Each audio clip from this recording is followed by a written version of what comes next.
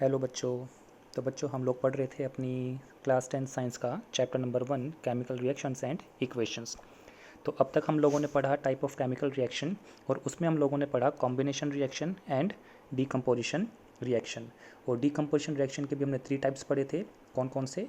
Thermal decomposition, electrolytic decomposition and photo decomposition.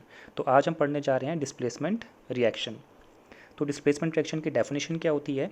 It is a reaction between an element and A compound in which A more reactive element displaces A less reactive element from its compound. ठीक है, तो ये क्या बोल रहा है कि displacement reaction हमेशा एक एलिमेंट और एक कंपाउंड के बीच में होती है। पहली बात, ठीक है, डिस्प्लेसमेंट रिएक्शन हमेशा एक एलिमेंट और एक कंपाउंड के बीच में होती है, जिसमें मोर रिएक्टिव एलिमेंट क्या करता है, लेस रिएक्टिव एलिमेंट को उसके कंपाउंड में से क्या करता है, ब्रेक कर देता है। चलो देखते हैं इसको भी। तो यहाँ पे हमारे पास क्या दिया हुआ है, एक एलिमेंट दिया हुआ है और एक कंपाउंड दिया हुआ है। एलिमेंट कौन सा है? ए। कंपाउंड कौन सा है? बी, सी। अब यहाँ पे हमारे पास क्या है कि जो एलिमेंट है ये एलिमेंट बी से क्या है, ज़्यादा रिएक्टिव है। अगर एलिमेंट ए एलिमेंट बी से ज़्यादा रिएक्टिव है तो ये क्या करेगा, इस एलिमेंट बी को उसके कंपाउंड में से डिस्प्लेस कर देगा, मतलब उसके कंपाउंड में से उसको हटा देगा और खुद को वहाँ पे क्या कर लेगा, प्लेस कर लेगा। खुद को वहाँ पे क्या कर लेगा, प्लेस कर लेगा। ठीक है, तो ये रिएक्शन हमारे पास क्या हो गई, डिस्प्लेसमेंट रिएक्शन। एक एलिमेंट और एक कंपाउंड के बीच में होती है, जिसमें more reactive element less reactive element को उसके कंपाउंड में से क्या कर देता है, डिस्प्लेस कर देता है।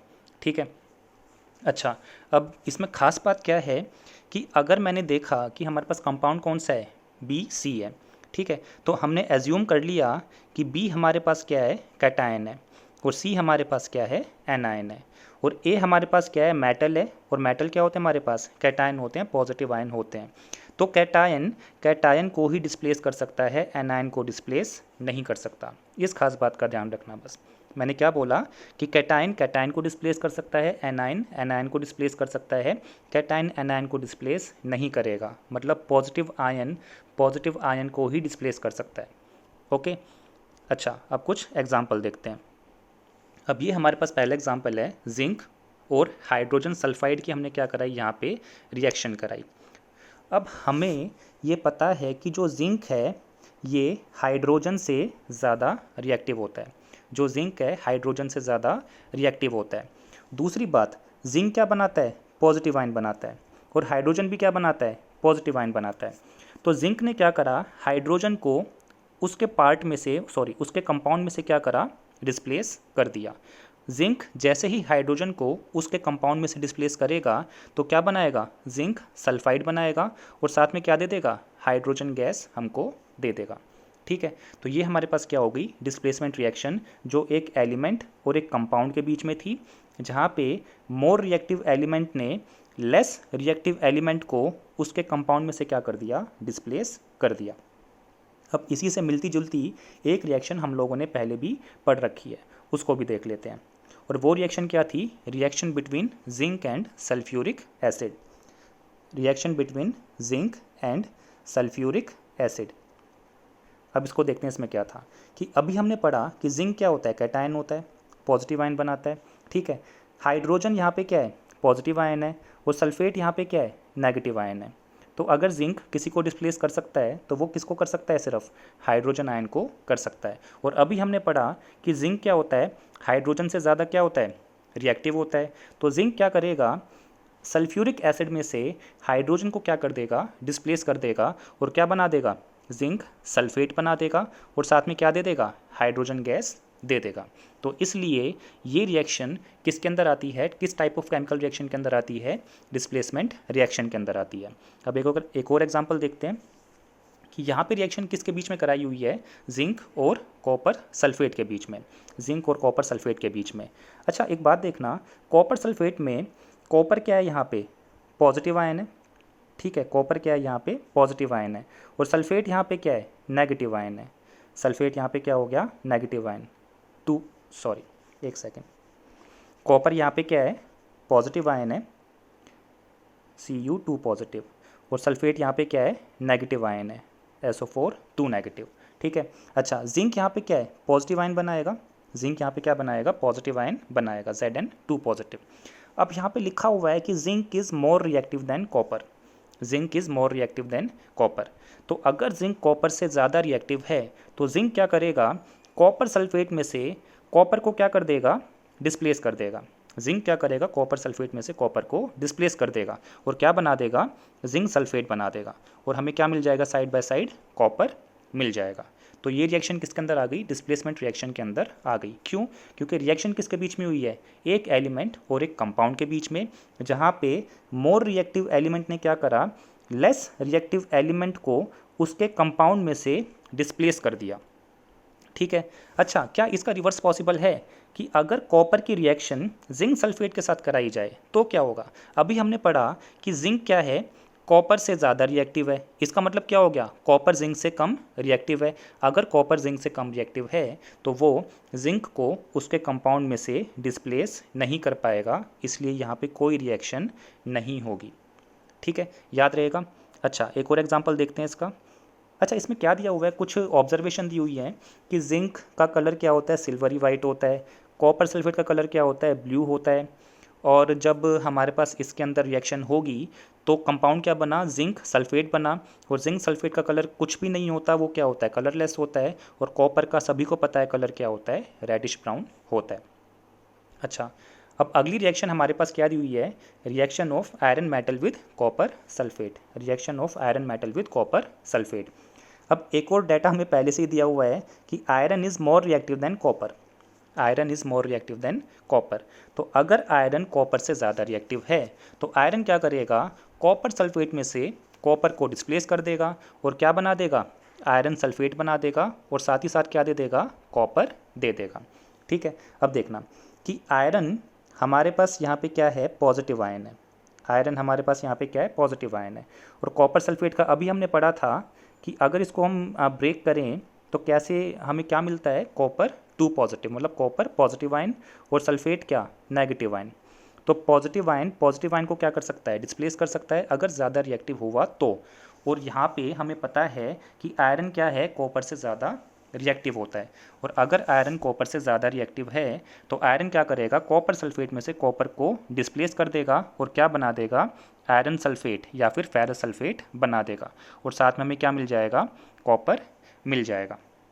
ठीक है, अब क्या इसका रिवर्स पॉसिबल है कि अगर मैं कॉपर की रिएक्शन कराता हूँ किसके साथ, आयरन सल्फेट के साथ, तो क्या रिएक्शन होगी या नहीं होगी। और अभी हमने बोला कि आयरन जो है कॉपर से ज़्यादा क्या होता है, रिएक्टिव होता है, तो कॉपर आयरन से क्या होता है, कम रिएक्टिव होता है, और अगर कॉपर आयरन से कम रिएक्टिव है तो कॉपर आयरन को उसके कंपाउंड में से डिस्प्लेस नहीं कर पाएगा, इसलिए यहाँ पे कोई भी रिएक्शन नहीं होगी। अब कुछ ऑब्जर्वेशन यहाँ पे दी हुई है, आयरन मतलब क्या, लोहा, और लोहे का कलर सभी को पता है, बच्चे को पता है कि क्या होता है, ग्रे होता है। उसके बाद कॉपर सल्फेट, अभी हमने पढ़ा कॉपर सल्फेट का जो कलर होता है वो क्या होता है, ब्लू होता है। अब जब रिएक्शन हुई तो हमें क्या मिला, आयरन सल्फेट, या फिर कह सकते हो क्या मिला, फेरस सल्फेट, और फेरस सल्फेट का जो कलर होता है वो क्या होता है, ग्रीन होता है, और कॉपर का कलर क्या होता है, रेडिश ब्राउन होता है। ये हमारे पास एक एक्टिविटी के फॉर्म में हमारी एनसीईआरटी में दिया हुआ है। अब ज़रा उस एक्टिविटी को भी देख लेते हैं। अब ये हमारे पास है एक्टिविटी जिसके अंदर एक टेस्ट ट्यूब दी हुई है, और इस टेस्ट ट्यूब के अंदर क्या दिया हुआ है, कॉपर सल्फेट दिया हुआ है। इस टेस्ट ट्यूब के अंदर क्या दिया हुआ है, कॉपर सल्फेट, और इस कॉपर सल्फेट सॉल्यूशन के अंदर हमने 2 आयरन नेल कुछ इस तरह से डाल दी। ठीक है, 2 आयरन नेल मतलब लोहे की कील हमने क्या करा, इस टेस्ट ट्यूब के अंदर जिसके अंदर क्या भरा हुआ है, कॉपर सल्फेट सॉल्यूशन है, उसके अंदर हमने क्या करा, आयरन नेल को डिप कर दिया, डुबो दिया। अब ऑब्जर्वेशन क्या होगी, ऑफ कोर्स कोई भी अगर आप एक्सपेरिमेंट कर रहे हैं तो उसके अंदर सबसे इंपॉर्टेंट क्या होता है, ऑब्जर्वेशन। ठीक है, क्या क्या चेंजेस हमें दिखाई दिए। अब ज़रा कुछ चेंजेस देख लेते हैं कि जब हमने कील को निकाला तो उस आयरन नेल का जो कलर था वो क्या था, रेडिश ब्राउन कुछ। ठीक है, कुछ ब्राउन कलर किसी उसके ऊपर लेयर क्या हो गई थी, डिपॉजिट हो गई थी, और जब हमने उसको ओरिजिनल नेल के साथ कंपेयर करा तो काफ़ी डिफरेंस नज़र आया। उसी तरह से सॉल्यूशन कलर भी क्या था, चेंज था। जो सॉल्यूशन का जो कलर था वो भी क्या था, चेंज था। कि जो हमारे पास ओरिजिनल कॉपर सल्फेट का सॉल्यूशन था वो कैसा था, ब्लू था। लेकिन जब आयरन नेल डिप करने के बाद, पूरा एक्सपेरिमेंट परफॉर्म करने के बाद जो हमारे पास सॉल्यूशन आया उसका कलर कैसा हो गया था, फेड हो गया था। उसका कलर कैसा हो गया था, फेड हो गया था। ठीक है, अब जरा इसको थोड़ा सा और इलेबोरेट करके देखते हैं क्या था एग्जैक्टली क्या हुआ। कि हमारे पास क्या था, कॉपर सल्फेट सॉल्यूशन था। क्या था, कॉपर सल्फेट सॉल्यूशन। इस कॉपर सल्फेट सॉल्यूशन के अंदर हमने क्या डाला, आयरन नेल डाली। इस कॉपर सल्फेट सॉल्यूशन में हमने क्या करा, आयरन नेल डाली। और जब इन दोनों की रिएक्शन हुई तो हमें क्या मिला, फेरस सल्फेट मिला। हमें क्या मिला, फेरस सल्फेट। वो जो कॉपर था वो कॉपर क्या होगा, इस आयरन नेल के ऊपर डिपॉजिट हो जाएगा। अब ये हुआ कैसे कि जब ये रिएक्शन हुई तो कॉपर सल्फेट जो था वो दो पार्ट में डिवाइड हो गया। पहला कौन सा, कॉपर, और दूसरा कौन सा, सल्फेट। वो जो आयरन था इसने क्या करा, इस सल्फेट के साथ रिएक्शन करके क्या बनाया, फेरस सल्फेट बनाया। वो जो कॉपर सेपरेट हुआ था, वो कॉपर जो सेपरेट हुआ था वो किसके ऊपर डिपॉजिट होता चला गया, इस आयरन नेल के ऊपर डिपॉजिट होता चला गया। और क्योंकि कॉपर कलर क्या होता है, रेडिश ब्राउन होता है, तो इस आयरन नेल के ऊपर एक रेडिश ब्राउन कलर की लेयर क्या हो जाएगी, डिपॉजिट हो जाएगी। और फेरस सल्फेट का जो कलर होता है वो क्या होता है, ग्रीन होता है। तो ये ब्लू कलर धीरे धीरे क्या हो जाएगा, फेड हो जाएगा और हमें कैसा कलर दिखाई देने लगेगा, ग्रीन कलर दिखाई देने लगेगा। और ये हमारे पास है फाइनल ऑब्जर्वेशन कि जो ब्लू कलर था कॉपर सल्फेट का वो क्या हो गया, फेड हो गया और हमें कैसा कलर मिल गया, ग्रीन मिल गया। और जो आयरन नेल पहले कैसे कलर का था, ग्रे कलर का था। और जो पार्ट उसका इस सॉल्यूशन के अंदर डिप हुआ था, ठीक है, जो पार्ट इसका सॉल्यूशन के अंदर डिप हुआ था, इस पार्ट के ऊपर, आयरन के ऊपर कॉपर की एक लेयर क्या हो जाएगी, डिपॉजिट हो जाएगी। ब्राउन कलर की लेयर क्या हो जाएगी, इसके ऊपर डिपॉजिट हो जाएगी। अब याद रह जाएगा, ठीक है। अब ये हमारे पास कुछ एग्जांपल्स हैं डिस्प्लेसमेंट रिएक्शन के, कि कॉपर सल्फेट की आयरन के साथ रिएक्शन, सिल्वर नाइट्रेट की कॉपर के साथ रिएक्शन, ये सब हमारे पास कुछ है। अब हो सकता है कि मैंने इसके अंदर कुछ गलत लिख दिया हो सकता है कुछ मैंने ठीक लिख दिया हो। तो कैसे पता लगेगा कि कौन सा गलत है और कौन सा ठीक है। इसके लिए सबसे पहले हमें ये जानना ज़रूरी होता है कि कौन सा मेटल किस मेटल से ज़्यादा रिएक्टिव होता है, कौन सा मेटल किस मेटल से कम रिएक्टिव होता है। तो एक हमारे पास chapter number 3 metal and non metal में एक रिएक्टिविटी सीरीज़ दी हुई है मेटल्स की, ठीक है, कुछ इस तरह से। ये हमारे पास एनसीईआरटी में रिएक्टिविटी सीरीज़ दी हुई है, ठीक है। और हमारे पास कुछ ये 8-10 मेटल दिए हुए हैं जिसकी यहाँ पे रिएक्टिविटी बताई हुई है कि कौन सा ज़्यादा रिएक्टिव होता है और कौन सा कम रिएक्टिव होता है। और यहाँ पे डिक्रीजिंग ऑर्डर में यहाँ पे मेटल्स को अरेंज किया गया है कि सबसे ज़्यादा जो रिएक्टिव है सबसे टॉप पे लिखा गया, वो जो सबसे कम रिएक्टिव है उसको बॉटम में लिखा गया।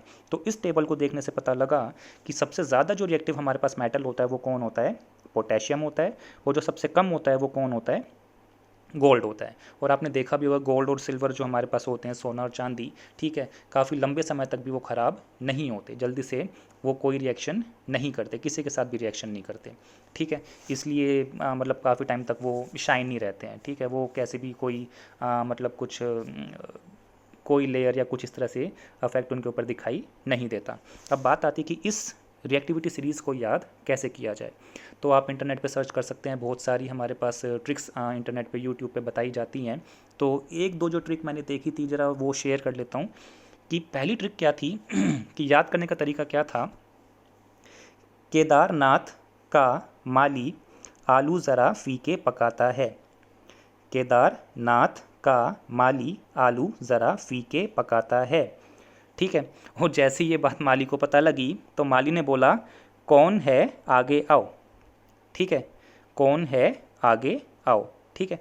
अब जरा एक बार यहाँ पे देख लेते हैं, ये केदारनाथ मतलब क्या, के मतलब पोटेशियम, नाथ मतलब क्या, Na मतलब सोडियम, का मतलब Ca कैल्शियम, माली Mg मतलब मैग्नीशियम, आलू मतलब Al एल्यूमिनियम, ज़रा मतलब Zn जिंक, फीके मतलब Fe मतलब आयरन हो गया, पकाता है Pb मतलब लेड, है मतलब H हाइड्रोजन, ठीक है। कौन मतलब Cu, है यहाँ पे क्या हो गया Hg मरकरी, आगे आओ मतलब Ag Au, ठीक है। तो हमारे पास यहाँ सबसे ऊपर कौन हो गया, मोस्ट रिएक्टिव पोटेशियम हो गया, और सबसे नीचे कौन हो गया, गोल्ड हो गया, ठीक है। अब एक बार दोबारा ट्राई करते हैं। हमने क्या बोला, केदारनाथ का माली आलू ज़रा फीके पकाता है। ठीक है, ये लास्ट में क्या हो गया, हाइड्रोजन पकाता है। उसके बाद क्या था, कौन है आगे आओ।